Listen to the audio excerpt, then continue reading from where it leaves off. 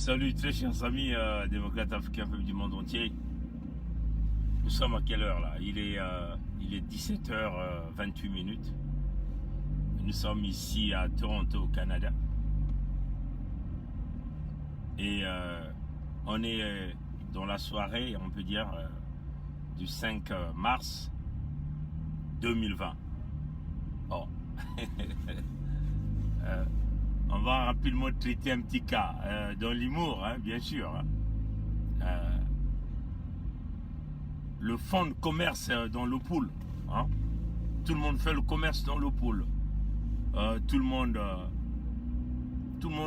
va dans le pool pour aller jouer son petit show. Hein. En face des familles qui ont souffert, en face des enfants qu'on manipule. Colline Makosso, il doit se gêner là. C'est incroyable. Ces gens-là, en réalité, ils se gênent même plus. Ils se gênent plus. Hein? Colline Makosso, il connaît qu'est-ce que c'est une cantine scolaire? Hein? Mais arrêtez de se moquer des gens là. Hein? Même vous ne vous gênez pas. Ben, nous, on comprend que la honte ne fait plus partie de ce monde. Hein? Ce que moi je condamne dans cette affaire, hein, c'est entre guillemets les dignitaires du pôle, c'est-à-dire tous ces fils du pôle qui permettent que des gens comme des Colline Makosso viennent foutre du bordel dans leur département en exposant des enfants. Déjà en Occident, dans un pays sérieux, des enfants de cet âge-là, leur visage ne peut pas être montré là. On ne peut pas se permettre de faire des photos à des enfants pareils. Mais c'est quoi ces scénarios-là on peut même dire, il me manque même de mots pour qualifier ce genre de comportement que nous venons de faire. Est-ce que ces gens-là ont reçu les autorisations de la part de leurs parents qui leur donnent le droit de pouvoir filmer les enfants à cet âge et de diffuser ces informations partout à travers le monde entier pour dire que Colline Makosso est en train de travailler parce qu'il est venu nourrir les enfants du pôle? Mais vous êtes malade. Franchement, c'est incroyable. Mais Colline Makosso, il n'a pas vu les enfants de Diosso, hein, ou de Konkwati là-bas, ou les enfants de Nzassi, pour aller nourrir les enfants de Nzassi. Et il vient faire du fanfaron derrière les enfants du pôle. Mais arrêtez de se moquer des gens. Hein.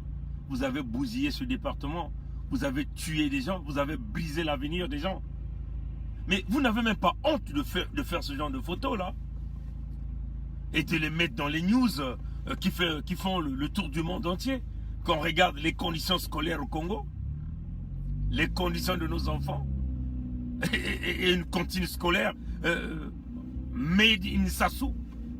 Mais même lui-même, Sassou, quand il voit de ces choses-là, ils n'ont pas de services pour censurer un certain nombre d'images pour que ça ne continue pas de donner la honte de notre nation. C'est incroyable. Cantine scolaire. Voilà une vieille maman qui va préparer ses mfumbwa là-bas et qui va emmener aux enfants de Troué. Dire qu'on est en train de scolariser les enfants dans le pool. Et il vient avec ses amis blancs qui sont même étonnés derrière. Mais voilà pourquoi nous avons fait ce manifeste. C'est pour libérer le pays. Parce que quand on ne peut pas rentrer dans les émotions, ça donne un sentiment de colère quand nous voyons ce genre de choses. Mais il faut être un malade. Colline Makosso est un malade. Colline Makosso, c'est un con. Ce sont des intellectuels qui ont tourné le cerveau et qui se mettent à narguer sur les enfants du pôle. Mais leurs parents ne sont pas pauvres comme vous le croyez. C'est vous qui avez brisé le département du pôle. Leurs parents ne sont pas des pauvres que vous les traitez comme si C'était des enfants de la rue qu'on est en train de scolariser. Leurs parents sont des intellectuels dans ce pays, mais vous avez brisé ce département parce que vous avez bombardé le département du Poul pendant plus de 2 ans avec des armes lourdes de combat militaire. Vous avez détruit le Poul. Oui, chers amis. Et donc leurs parents ne sont pas des pauvres, ils ne sont pas des mendiants. Ils ne vous demandent pas de venir donner quelques pots de nourriture. Mais qui sait que même Sassou a mis ses matières fécales à l'intérieur, ou ses urines à l'intérieur, puisqu'ils sont tous dans cette affaire de la domination. Qui sait que Colonel Makosso n'a pas pissé dans la nourriture de ces enfants-là? Ah oui? Qui sait? Peut-être que ces enfants-là, ils sont déjà même empoisonnés par une fausse nourriture qu'on a mis de... Mais c'est du n'importe quoi. Est-ce que les parents ont autorisé cela? Mais soyons sincères et sérieux là. Ne continuez pas de détruire la réputation du pays jusqu'à ce point. Vous avez volé l'argent du Congo, d'accord? Vous avez bougé les écoles, d'accord? Mais ne venez pas nous ridiculiser jusqu'à ce point. Colonel Makosso, il n'a pas vu son village.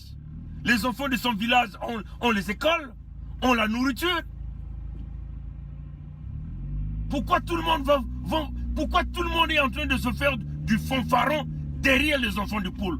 Pourquoi le département du Poul est devenu le département de fonds de commerce de tous les brigands de la dictature? C'est incroyable, chers amis. Mais l'école à Oyo, c'est pas comme au Poul, c'est pas ce que nous avons vu. Hein. À Oyo, il y a des ordinateurs là-bas, il y a des salles modernisées. Hein. Les effectifs dans les classes ne sont pas aussi bondés comme nous avons vu dans le Poul là. Arrêtez donc de narguer sur la face des Congolais. Colonel Makosso, moi je m'occuperai de son dossier personnellement. Ah, c'est ça qui est la vérité. C'est incroyable. Vous êtes devenus riches avec l'argent du Congo, d'accord. Mais ne venez pas narguer les enfants du Congo de cette façon-là. Mais c'est incroyable. Et ils sont fiers de poser là-dedans. De regarder les enfants là qu'on est en train d'empoisonner avec des soupes, je ne sais pas d'où là, qui vient du caca, je ne sais pas de Sassou, qu'on a mis dans la nourriture des enfants. Mais ça ne va pas du tout là.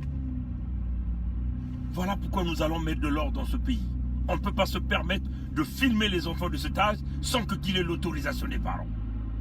On ne peut pas se permettre de le faire. Voilà pourquoi, dans le manifeste, nous avons proposé la partie déontologie et l'éthique pour redresser ce pays. Oui, chers amis. Je vais rapidement terminer. Parce que là, on est maintenant à l'étape de l'esprit. Là. Parce que quand on a l'étape de l'esprit, on fustise tout le monde. Voilà. C'est ce qu'on appelle les coups de gueule. Voilà. Ouattara a dit clairement qu'il ne sera pas candidat. Et il a dit, il a mis de l'orgueil à l'intérieur de son discours. Que c'est une première fois qu'il va transmettre le pouvoir d'une manière pacifique. Mais c'est faux. Il ne sera pas candidat, d'accord, parce qu'il y a une forte pression. Ça, c'est le premier cas. Il va transmettre le pouvoir d'une manière pacifique parce qu'il a choisi l'individu qui va être président de la République. Donc, simplement, nous nous retrouvons dans le contexte de la République démocratique du Congo où vous avez un homme qui est manipulé. Si Ouattara était insincère, il laisserait Blé-Goudé rentrer au pays, il laisserait Soro rentrer au pays, il laisserait le président Gbagbo rentrer tranquillement chez eux.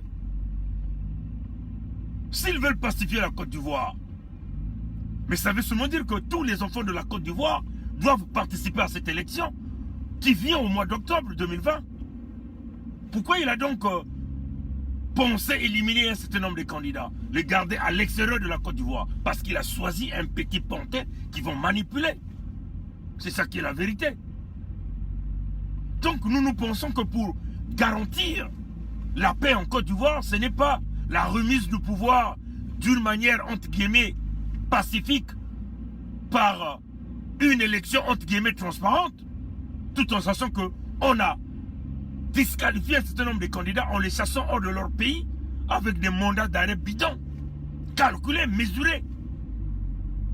Donc cela ne garantirait pas la paix en Côte d'Ivoire. Tant que Soro Guillaume ne sera pas là, tant que Blé-Goudé ne sera pas là, tant que Gbagbo ne sera pas là. C'est ça qui est la vérité. Donc allez-y dire au président Ouattara que c'est un faux calcul. Les tensions seront toujours là en Côte d'Ivoire tant que celui qui l'a emmené à prendre le pouvoir, Guillaume Soro, ne fera pas partie de cette campagne électorale, ou ne participera pas à l'élection présidentielle, tant que Blé Goudé ne sera pas là en Côte d'Ivoire. C'est ça qui est la vérité. Donc alors, vous les Congolais qui sont en train de diffuser l'information, d'applaudir, vous perdez votre temps. Parce que la Côte d'Ivoire finira par s'exploser à un certain moment. Ce n'est pas parce que Ouattara va remettre le pouvoir, mais ce sont des élections calculées, manipulées, à la manière des élections qui se passent au Congo-Brazzaville. L'Occident vient encore nous dire quoi? Qu'il y a eu des élections démocratiques. Mais c'est calculé tout ça. Oui, chers amis. C'est ça qui est la vérité. Alors donc, notre suggestion c'est quoi? Soro Guillaume doit être là. Notre suggestion c'est quoi? Charles Blé Goudé doit être là. Gbagbo doit être en Côte d'Ivoire pour garantir les conditions d'une élection libre, transparente et apaiser la Côte d'Ivoire d'une manière définitive. Maintenant, quant au Nyongologue qui est allé à Ouesso là-bas, il a sorti encore le drapeau PCT. Toujours dans la corruption. Nous l'avons à l'œil. S'il faut brûler le Congo, nous allons brûler. Mais cette fois-ci, Oyo va brûler. C'est clair. Merci, à plus tard.